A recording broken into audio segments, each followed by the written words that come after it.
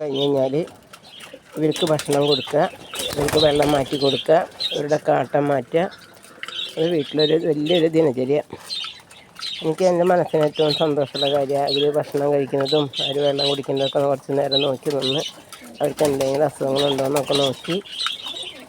എനിക്ക് കുറേ കുഞ്ഞുമക്കളുണ്ട്, പ്രാവുകളും ലവ് ബേഡ്സും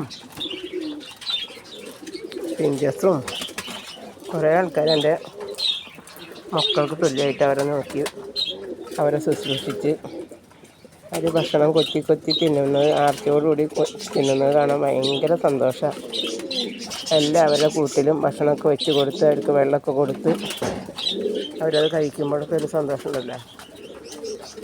വീട്ടിലെ ജോലികളൊക്കെ കഴിഞ്ഞ് കഴിഞ്ഞാൽ എൻ്റെ നേരം പോക്ക് ഇതൊക്കെയാണ്.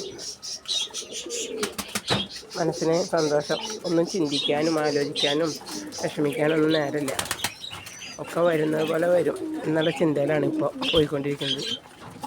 അല്ലേ മക്കളെ? രാവിലത്തെ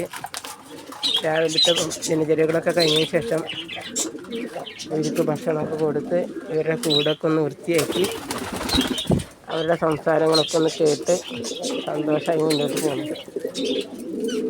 അല്ലേ കുഞ്ഞുമക്കളെ?